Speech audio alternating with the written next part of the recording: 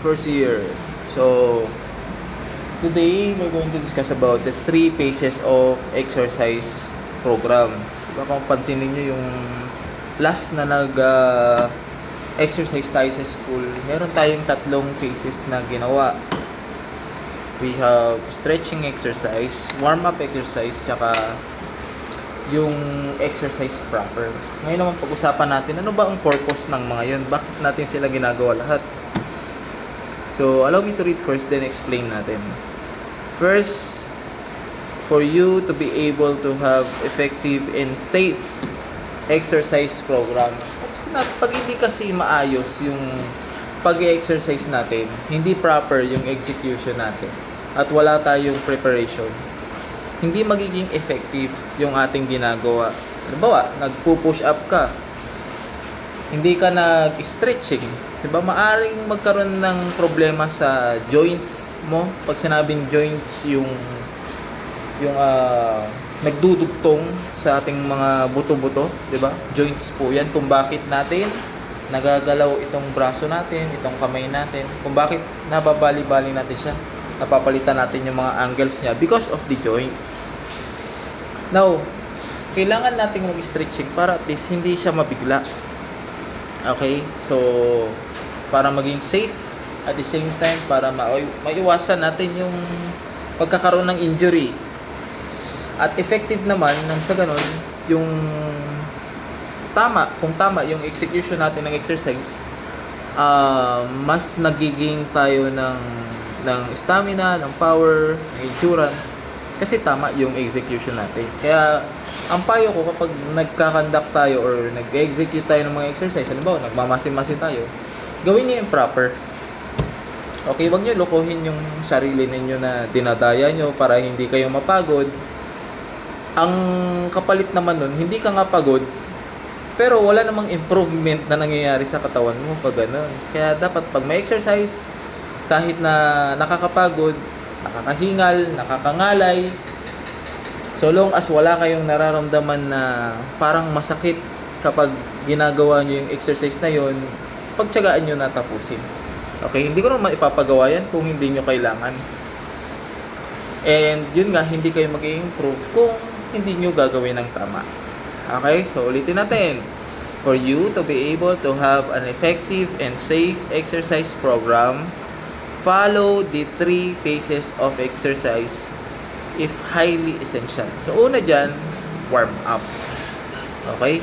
Ultimo motor, di ba? Sasakyan, kailangan ng warm up bago mo paandarin. Kasi nga, pag hindi mo winarm up, mabibigla siya. Di ba? Kumbaga, yung langis doon sa loob ng makina hindi pa nakapag-circulate ng maayos. Tapos, bigla mo siyang paandarin. May hirapan siyang umandar ng maayos. Parang tao, ganun din sa tao. Before tayo mag-conduct ng mga nakakapagod, nakakahingal na exercise, kailangan muna nating mag-warm up. Okay?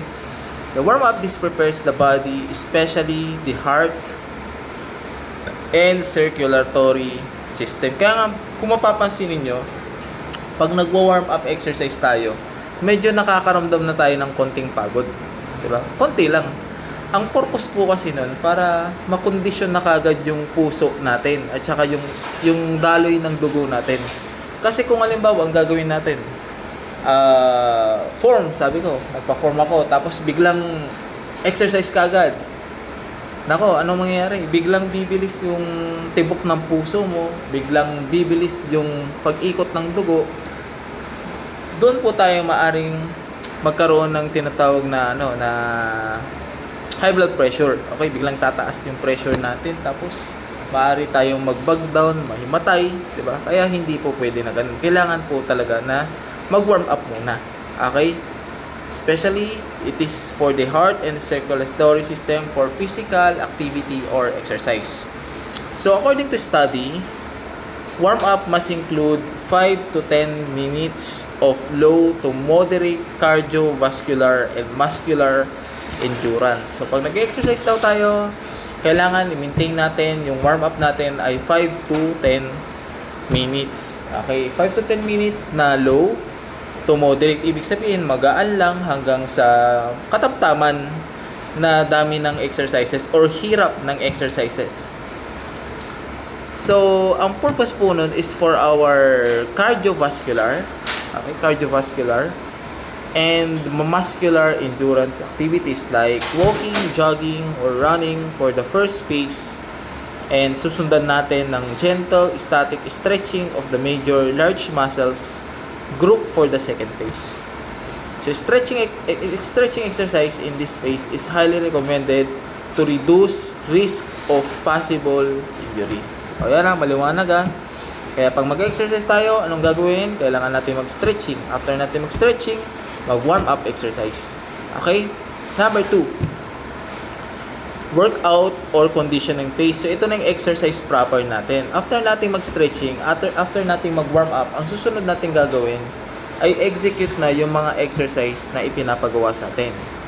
Siyempre, nandiyan na yung mga exercises na nakakapagod, nakakahingal. Okay lang yun kasi nga nakapag-stretching at warm up ka naman na. So sabi dyan, workout or conditioning phase refers to the key component of a fitness program or your chosen physical activity. Okay? Depende sa kung anong exercise or physical activity ang gagawin mo. Nandiyan yung mga resistance training, aerobic, dancing, swimming, bicycling. And this phase should follow the principle of training or the MFIT formula with regards to mode, frequency, intensity, and time of physical activity. So remember the acronym MFIT. Kapag tayo daw ay mag-e-exercise, kailangan nating i-consider itong apat na ito. So ano yung apat? Mode.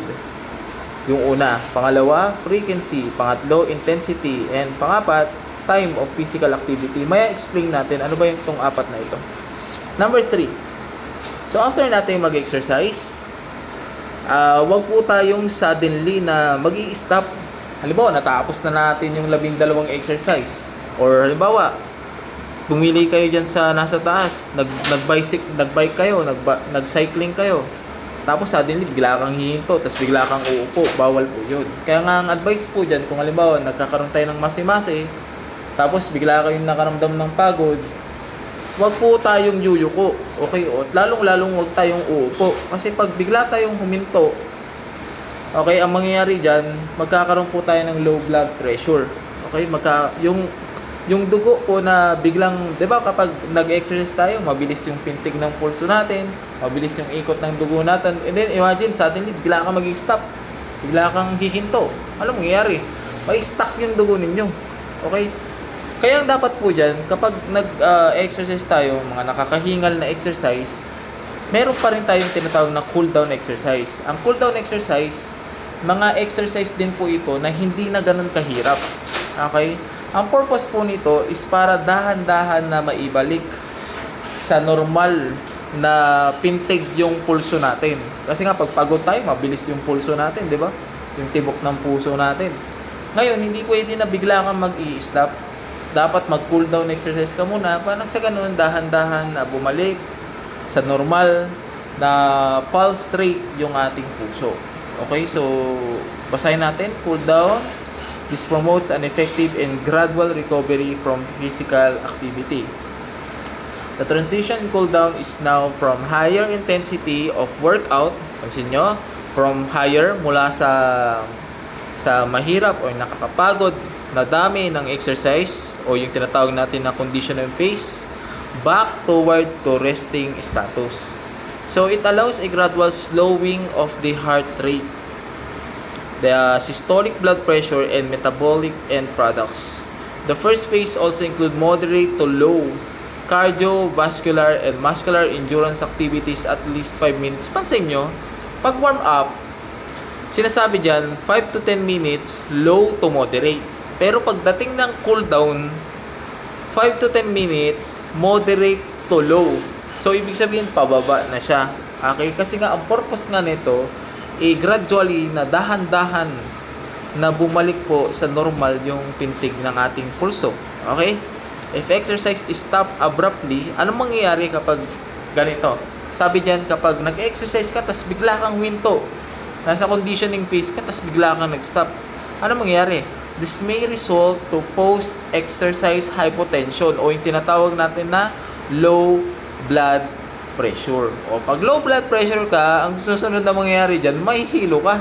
Kaya napapansin niyo yung mga anemic, yung mga mabababa yung kanilang blood pressure, kadalasan nahihilo po yung mga yan. Ganon ang mangyayari sa iyo kapag nag-stop ka, 'di ba?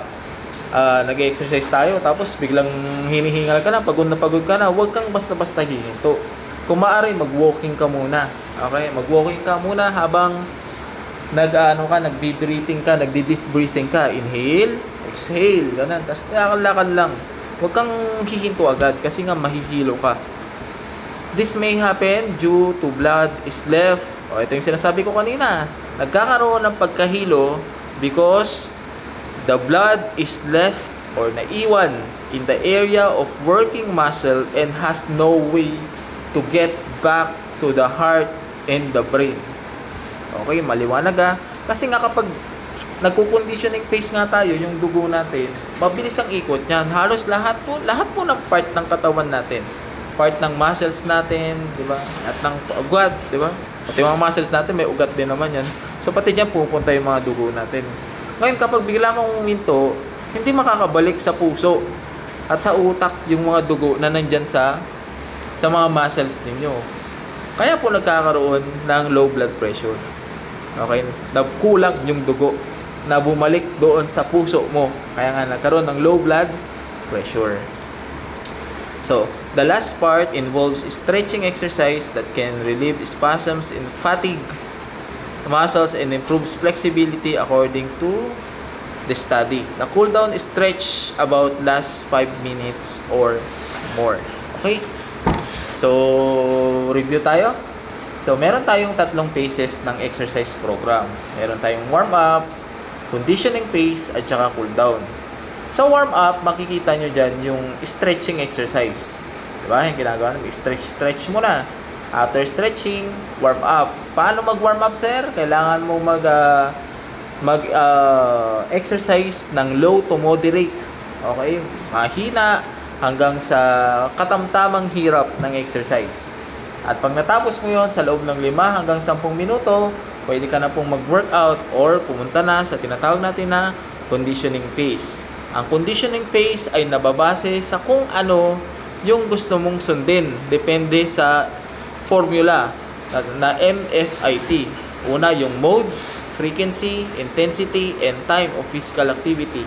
Pag natapos mo na yung lahat ng conditioning phase mo, hindi ka pwedeng huminto agad. Kailangan mo muna mag-undergo ng tinatawag na cool down exercises. Sa cool down exercises naman, ito po ay pag-exercise din pero from moderate to low. Okay, ibig sabihin, dahan-dahan mong ibabalik gradually yung tibok ng puso mo sa normal na pulse rate nito. Kapag hindi po kayo sumunod sa paggawa ng cool down exercises, pwede po tayo magkaroon ng tinatawag na hypotension or low blood pressure. Hypo kasi nga low blood pressure. Pag hyper, yun yung tinatawag natin na high blood pressure. O, di ba? Kaya merong hyper, merong hypo. Pag hypo, low. Pag hyper, high blood. Okay? And, pag hypo, anong nangyayari? Possible po na mahilo ang pasyente. So, kailangan nga po, dapat mo lang magdahan-dahan na mag-exercise from moderate to slow. Okay? So, that is about the phases of exercise program. Diba? Dito, naalala nyo, di ba tinanong ko sa inyo noon kung ano yung mga pagkain na nakaka-high blood? Sabi nyo, baboy, baka, lechon. Tama, baboy na nga, may sumagot pa ng lechon. Sabi ko, tuyo, nakaka-high blood din. Naniniwala ba kayo? Pati tuyo, nakaka-high blood din. Eh sir, wala namang taba yun eh. Paano nakaka-high blood yun? Nakaka-high blood yun kung araw-araw na tuyo yung ulam mo. Di ba? Sa inaraw-araw na ginawa ng Diyos, di ba? Blessing yun, yung araw-araw na nagigising ka. Pero kapag araw-araw naman natuyo yung ulam mo, nakaka-high blood yun. Di ba? Nakakataas ng dugo. Kaya kayo, nag-aaral ng maayos. Sabi ko nga, kung gusto nyo ng maayos kayo na future, kailangan nyo ng maayos na college life. kayo magbubulakbol. Walang maitutulong yan. Tapos na sila. Mukhang makakain na kami.